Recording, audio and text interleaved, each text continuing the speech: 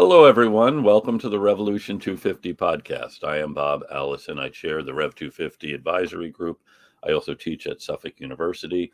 Revolution 250 is a consortium of 75 plus organizations in Massachusetts planning commemorations of the American Revolution.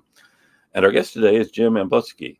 By the way, Jim, I should have asked, is that how you pronounce your name? You're like one of the few people who actually got it right on the first try, so thank you very much. Well, you're welcome. You're welcome. And Jim is the historian, senior producer of Worlds Turned Upside Down. He also is he works at the Rosenzweig Center for History and New Media at George Mason University. Your doctorate's from UVA, and then you did your undergraduate work and your master's at Miami University in Ohio. So welcome, Jim. Well, thank you very much, Bob, for having me, and I'm really excited to have this conversation. It's great. So Worlds Turned Upside Down is a terrific podcast that tells the story of the revolution with historians, drama, you do narration. You have a great voice, by the way. Oh, thanks. So yeah, no, it was an idea I had actually in my previous job when I was at George Washington's Mount Vernon. But it wasn't going to be a series that would be really kind of fit for Mount Vernon. I was much more interested in telling an expansive story that didn't necessarily focus on George Washington. And I was also had the back of my mind, well, with the coming 250th of the Revolution, well, maybe I'll write a book, a kind of, big synthesis that would appeal to public audiences. And I have to say, and as you know, and as some of your audience members know, it's very tough to write a book.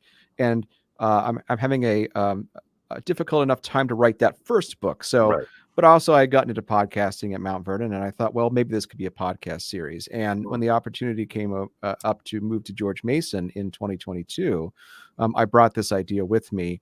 And we really wanted to leverage all of the good and amazing scholarship and new discoveries of the last 20, 25 years to create an expansive story that really challenged what people thought they knew about the revolution. Mm-hmm. Of simply not a story about the birth of the United States, right. But really, from our perspective, an empire that fell apart, right? Of a transatlantic crisis and imperial civil war that shaped the lives of thousands and millions of people. Right. Yeah, I was just listening to the first episode about Jumonville Glen, and the way you tell that story, it's really, it's like as though you're there. Oh, good. Yeah, and it's a great it's a really a terrific example of what we're trying to do with the series overall. I mean, most of the times when we start the story of the 7 Years' War, which creates the conditions for the revolution, it starts with Washington and Jumonville Glen. Yeah. We wanted to ask the question, what if we started that story from Jumonville's perspective as he's lying there wounded? Right. And what possibilities does that open up for telling our audiences about New France, about indigenous cultures, and about why those guys are there in the first place? Right. And use that as a very clear signal that this is going to be a little different than what you've heard before. Right, because when you start with Washington, it also preordains where the story is going. Right, we know how it turns out. Right, but no one in 1754 knew how any of this was going to turn out. Right. Washington is an ambitious young Virginia aristocrat who has aspirations to get a red coat and a commission in the British Army, and he's not at that moment the man he will become. But as you're absolutely right, we are sometimes preconditioned that if we start with that version of the story, well, we know where it's going to go. Yeah. Let's see if we can trouble the narrative, as the great historian Bill Cronin likes to say, and mess with people's assumptions and lead them to different possibilities. Right. And so how has your understanding of all of this changed as you've been doing the series, trying to look at it from different points of view, different perspectives, and trouble the narrative? It's a terrific question. And actually, the first 3 episodes are emblematic of my kind of own journey and develop this series. The original idea for the series is that episode 1 would essentially be the climactic end of the 7 Years' War. Mm-hmm. But during the interview process, we talked to Christiane Crouch at Bard College, a terrific scholar of New France in the 18th century, particularly thinking about masculinity and martial valor. And that interview was revelatory in the sense that she talked a lot about why New France, or why French colonists were so adept at working with native peoples, of what native peoples had on their own agendas vis-a-vis of both the British and the French, and why the French were able to essentially up until 1754, they were, I guess you could arguably say, the most dominant European power in North America, Right. despite their relatively small population.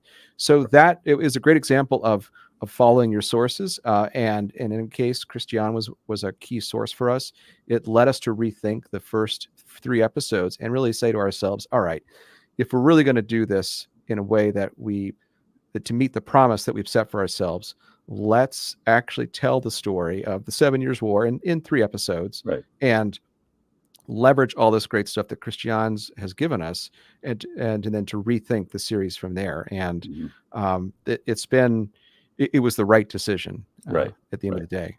Right. Yeah. I don't want to deprive anyone of the surprise you get from listening to The World's Turned Upside Down, but there are other things that change as you've gone along from the first 3 episodes. Yeah, I think so. We have been, I wouldn't say change, but we've been found ways to implement more concretely than we had originally imagined, in terms of, we're on a video podcast right now. And so if we were to pull up a map, Yeah. we could easily see it. But in our case, our show is audio only. And so we are thinking very creatively about how to describe visual Right. sources, Right. like maps. Yes. There's a powder horn that comes up in episode 3 that was just a fun challenge to figure out. Yeah. And it's how to make all this work in a compelling way. That's good. So we're talking with Jim Ambuske from the Roy Rosenzweig Center for History and New Media at George Mason University, the historian, senior producer for the World's Turned Upside Down project. And again, you have your hands in a lot of things in the 18th century, well, even 19th century. Another of your projects is the 1828 catalog for Jefferson, the library Jefferson created for UVA. So that's an interesting idea. Yeah, so I'm happy to talk a little bit about that. So that was during my postdoctoral fellowship days at the University of Virginia Law Library. And as many as folks might know, but they can go on the website and learn more there at the 1828 Catalog Project, is that when Jefferson was designing the University of Virginia in the 1820s, he had a very clear idea about how he wanted the law to be taught.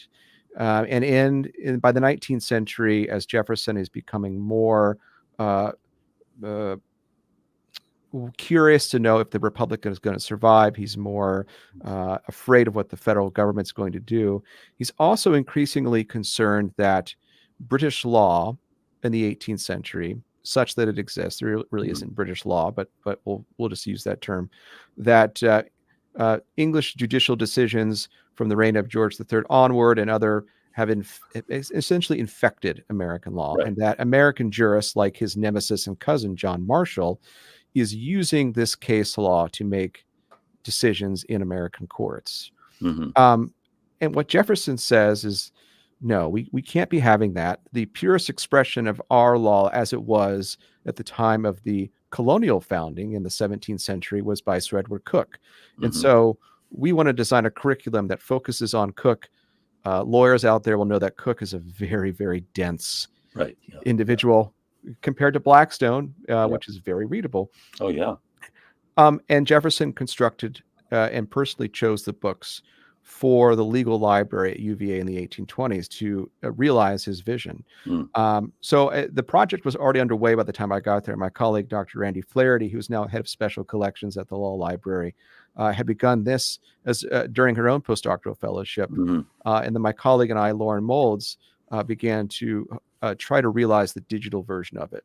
And so the digital version of it is essentially a website that allows you to browse the books that would have been on the shelf. Many of them have been digitized. Many of them are in the special collections at the Law Library. And the goal with it was to help show how Jefferson was responding to these changes that he abhorred in the 19th century by creating a legal framework through education that would allow the Union, or at least Virginia, to endure and to resist challenges and impositions of a more English-style law he was uncomfortable with. Right. And it's interesting that he and Marshall both studied under George Wythe, and so Jefferson, Adams, others write about slogging through Coke, how dense Coke is, but then they really cherish Coke. His ideas were right.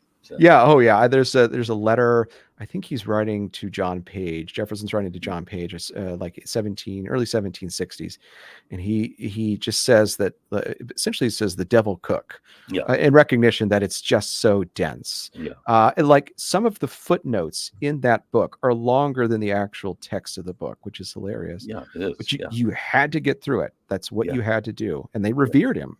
Yeah. Oh, yeah. Yeah.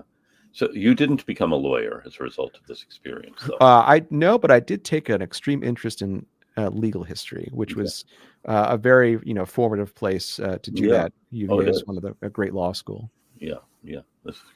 And another of your projects is on the Scottish Court of Sessions Digital Archive. That's a tremendous resource that you have been, again, speaking of legal history, you've now gotten this archive of the Scottish Court of Sessions and this way of looking at this Atlantic world in a different way and seeing. Right. So, yeah. Can you tell us a bit about the Scottish Court Yeah. of Sessions? So my own personal research is on Scotland and the American Revolution. Yeah. I'm particularly interested in immigrants, but Yeah. my postdoctoral fellowship at UVA Law was on the basis of 58 linear feet. So think about 58 bankers boxes of these printed court records from Scotland's Court of Session, which is Scotland's Supreme Civil Court. Mm-hmm. And the important thing to know is that England and Scotland have two distinct legal systems. So England, like the American colonies, was common law. Right. Scotland is civil law, so it's based on Roman canonical law. And they began to make the decision in 1710 to print all of the documents that would come before the court. Wow. The briefs, the evidence, things like that. In part because to eliminate errors from clerks copying manuscripts. So it led to this profusion of printed documentary material that you would see. The individual lawyers would have their own collections, their professional societies would, the judges would. And so UVA ended up with the collections of two men named William Craig, Lord Craig, who was a judge on the court in the 18th and 19th centuries, and Andrew Skene, who was very briefly Solicitor General for Scotland. The thing to know about these wonderful documents is that, yes, there can be some dense legalese in there, but because they're civil documents, they're telling stories about people's lives, not about their criminality, but about who they were and the trials and tribulations they faced. So you can imagine in an aristocratic world like Scotland, there are a lot of cases that deal with land inheritance and things of this nature. But you're also quite amazingly given access to people's marriages as they're falling apart, bad deals that have taken place between business partners.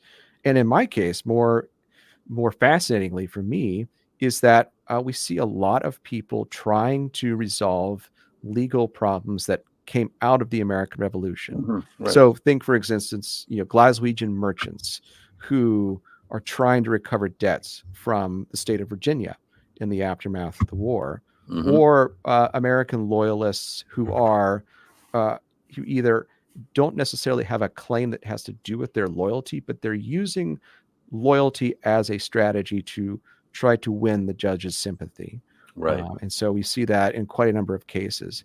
And it's just all speaks to the idea that even right as the war ends officially in September 1783, the war goes on in courtrooms for years afterwards. And some historians have accounted for that, but we need a lot more work to really kind of grapple with the legal fallout of the revolution.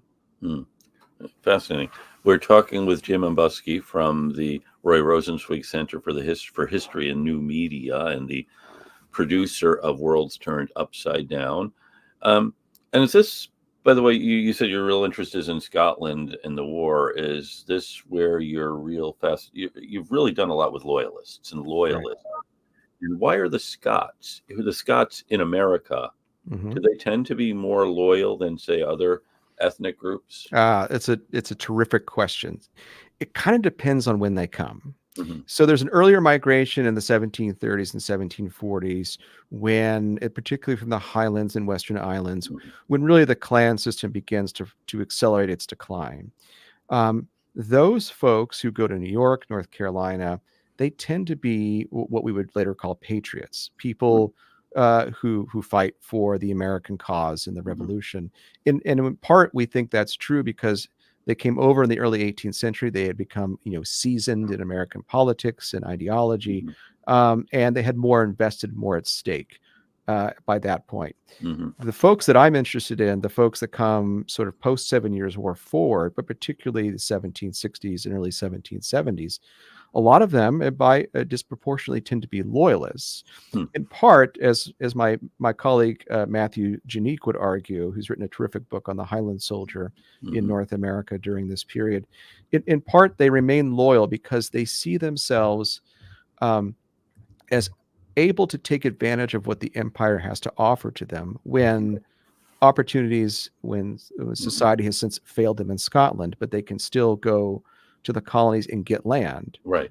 And because they see this as being done in an empire headed by a king who made this, who created the conditions to make this possible, they're willing to fight for it. Mhm. And so, Flora MacDonald, the famous Jacobite heroine from Right. that helps Bonnie Prince Charlie escape from Culloden in the 1746. She and her husband and her children are all loyalists, Hmm. and they pay the price for that loyalty. Interesting. So, what happens to them as a result of it seems like they're on the wrong side in both of these cases, Exactly. 1745 and here. Yeah, exactly. In Flora's case, and Flora Fraser has written a really great biography of her recently, but in Flora MacDonald's case, um, her husband and the sort of militia and that he's associated with, they are defeated at the Battle of Moores Creek Bridge in Mhm. February Right. 1776. It basically breaks the back of loyalism, Right. and particularly Scotch Highlander loyalism in North Carolina. Mhm. And for the next few years, while her husband is imprisoned in Philadelphia and New York, Flora is staying with family. Her property's been confiscated. Eventually, Mm. she and her husband are reunited in Nova Scotia in Mm. 1778, and she makes her way back to Scotland from that. But they Wow. lose two sons during the war. They're both in Wow. the service. Mm. Yeah. Amazing. Amazing.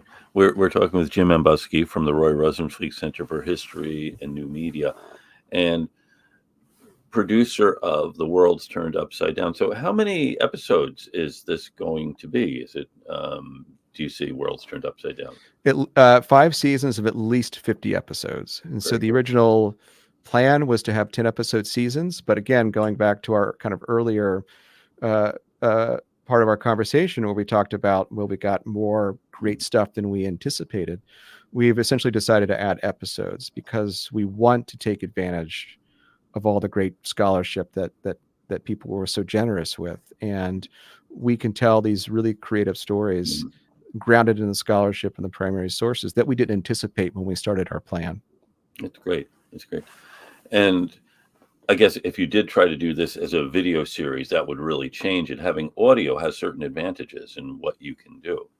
Yeah, I think, well, the cost goes down certainly. Right. Yeah. Yeah. um, it's interesting to think about the differences between the audio form and the video form. I think in the audio form, we can almost do more narration than you might expect in a video format. I mean, we study these things all the time. We kind of look for best practices and what our colleagues are doing and what professional, Hmm. folks like Ken Burns are doing, and thinking about how to construct our narration. And kind of the differences we've noticed, right, in the video is that the narration tends to be shorter, whereas in the podcast format, we can go a little bit long form. Right. But also, eventually, I do kind of have the documentary bug now, so maybe Yeah. someday I'll do something in video. That's good. That's good. That's good. And what kind of an audience have you developed? Yeah, we've been very fortunate to have essentially a global audience with Mhm. audience primarily in the United States, but Yeah. a fairly large Mhm. audience in the United States, Europe, North America, and whatnot. Mhm. Um, we tend to have folks who are very interested in the history of the American Revolution, very interested in the history of early America or Mhm. history in general, Yeah. which has been really nice. And we also have a very, I would say, very sophisticated audience. Mhm. One of the things that we have found is that in thinking about ourselves in relation to other shows and other studios is that the British, through the BBC podcasts and whatnot, they do something that a lot of us, I think, don't in the United States, which is to trust the audience, to Mhm. trust that they can handle complexity. And so we've taken the position that we are going to try to meet that challenge. When I was at Mount Vernon, I hosted conversations at the Washington Library, and Hmm. Mike Duncan, who has written a really great book on Lafayette, was one of our guests. And that's one of the most important lessons I took away from our conversation there. He said, you have to trust the audience. Like they can handle the nuance. And Yeah. there's a certain limit you can go overboard, and you have to be Hmm. very careful where that is. But if you give them more of a richer picture, Right. then they walk away knowing something more than they did before. Hmm. That's true. That's true. And it's one of the ironies. I mean, you look at someone like you with a PhD in history, in a different world, or world of maybe 50 years ago, you would be now Right. teaching. And we've seen the history enrollments have been going down, but still there is this tremendous hunger for history. And there are people like you who are producing really interesting work for this audience that isn't an academic one. Right. Right. And it is an interesting imbalance, right? Yeah. It's not Yeah. great that our enrollments are falling. No, it isn't. That's terrible. Yeah. It's perilous, to our society. It's Yeah. perilous to Yeah. democracy. History is a way to have an informed citizenry, and if Yeah. ever a time we needed an informed citizenry, boy, it's right now. Really is. Yeah. And so we have to figure out how to, Mhm. and I don't have a good concrete solution for this, but how to um, uh, get those numbers back up, to Mhm. leverage the kind of good work that we're doing in the public history space. But increasingly, academics and by and large are reaching out to the public. How do we leverage that enthusiasm for the Yes. work that we're producing Mhm. to inspire people to take more history courses, to become history Right. majors, Yeah. to become fully fledged, informed members of society that we need? Yeah. Yeah. Now, how has George Mason become one of the leaders in this? It's really interesting that this particular university really is focusing on this in such a Right. big way, but also a very important way. Yeah, George. We're very fortunate to be here at George Mason because it's kind of an interesting story. Mason was founded about 52 years ago as a branch campus of University of Virginia. Yeah. It's Northern Branch campus. It became its own independent thing, but then 30 years ago, actually 30 years ago this year, our late colleague Roy Rosenzweig founded the Center for History New Media, which Hmm. at the time essentially consisted of him, as I gather he liked to joke, hanging a sign on his office door and saying, "This is what we're doing." Yeah. But this is the mid '90s, when the rise of the internet Hmm. and digital technology became more accessible, and it became possible to distribute history in different ways. Right. So part of their goal was to figure out, how do we democratize history? Hmm. How do we not only digitize documents, but how do we take data, package it in a presentable way, and make it accessible to the public free of charge? Hmm. And that's kind of an important, vocational thing, right? This is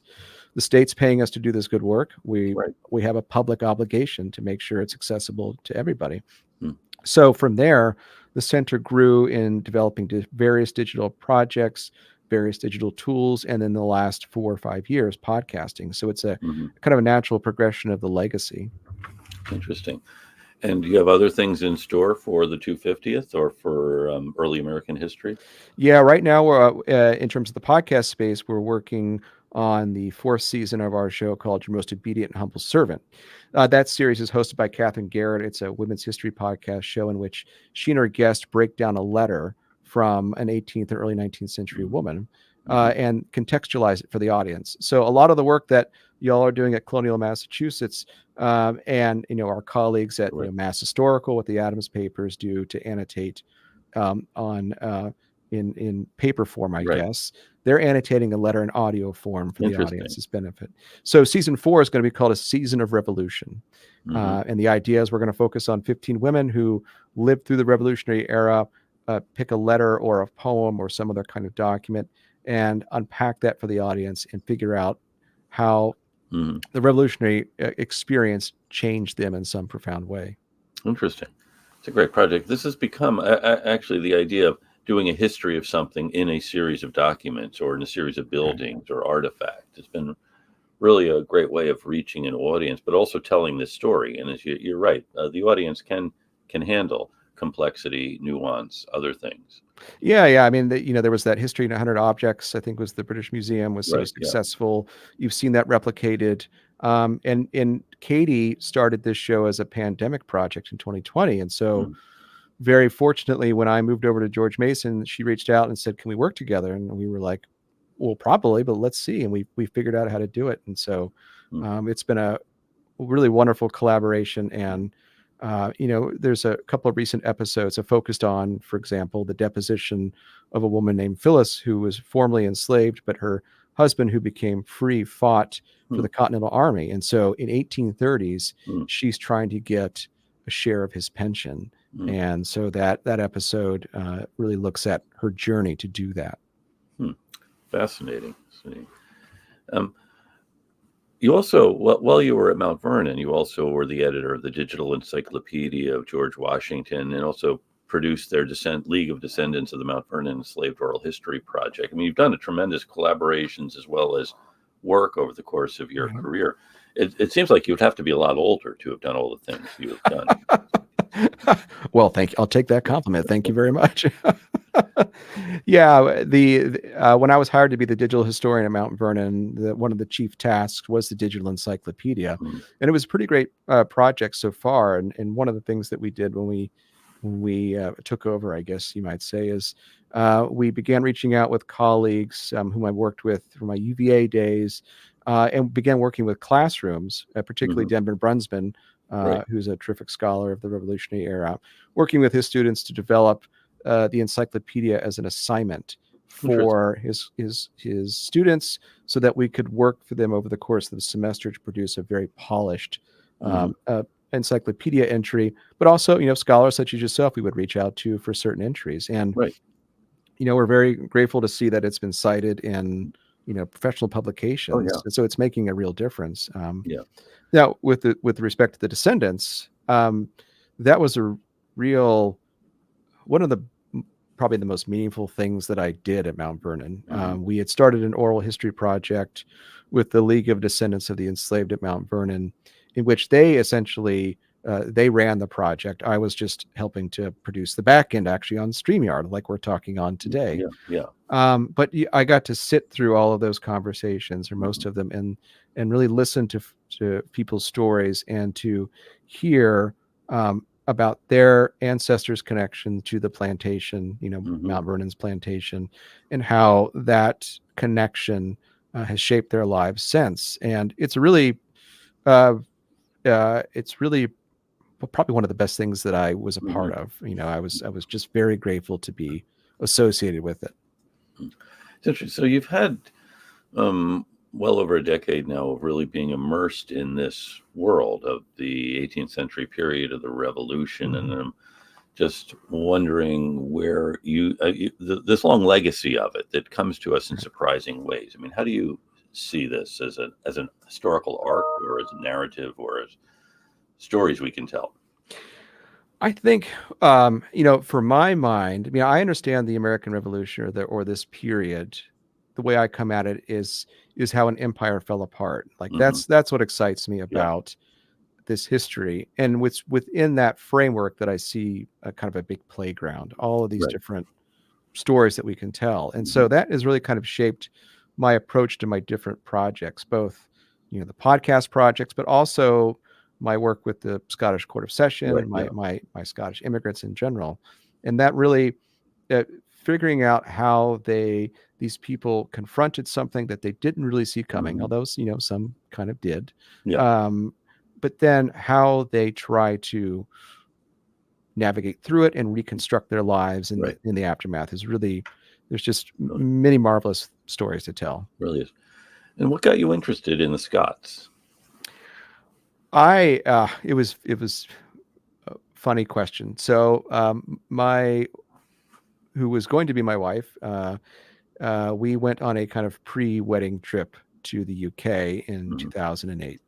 And she's a historian of Tudor England. Hmm. And so she was going over for her first big research trip, and so we decided to go to Scotland, since neither of us had ever been there.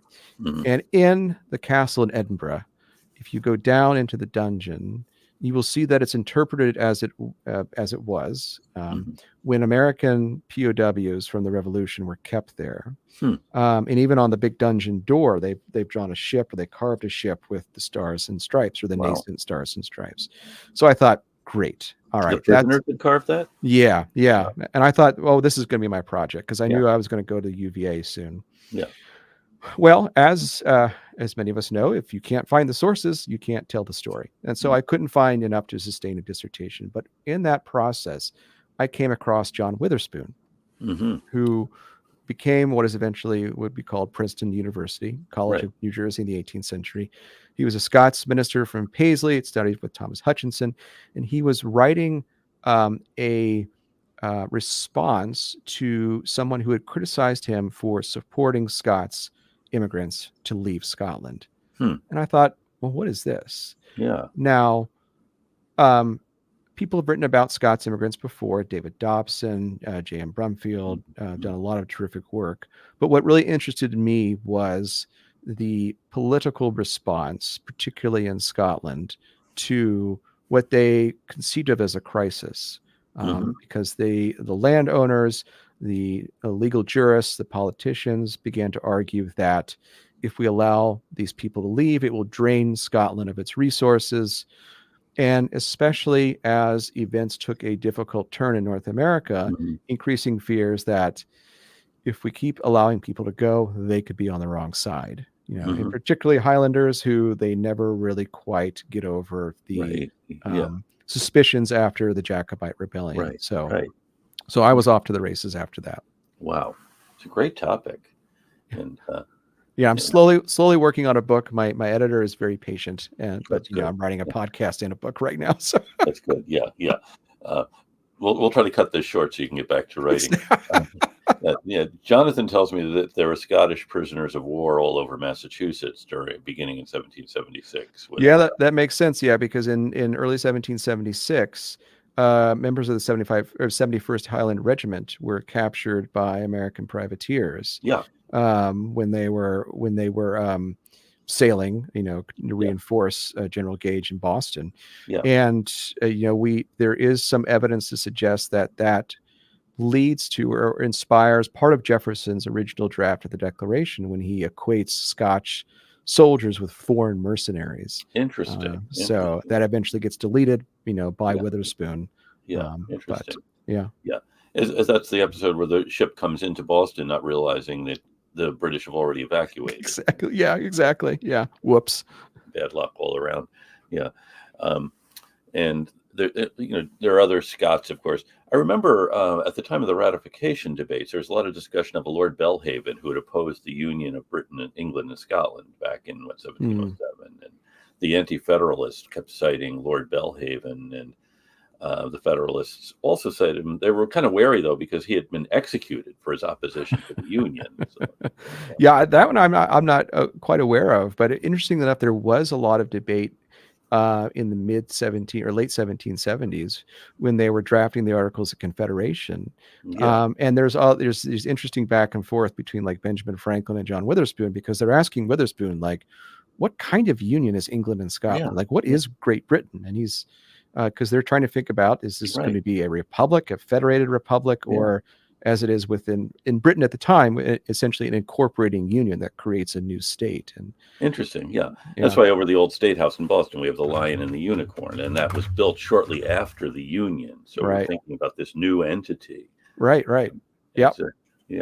And then Franklin, sometime in the 1760s, said the fear was that the whale would swallow Jonah, but he said in this case, Jonah has swallowed the whale. Exactly. Looking at Lord Bute and other Scots who had become such influential figures in the empire. Oh, well, yeah. I mean, when the Scots joined the Union, I mean, that was one of the primary main motivators for joining the Union, is they could get access to the empire. Right. It would be inside the Navigation Acts now. I mean, the Scots had tried empire at Darien.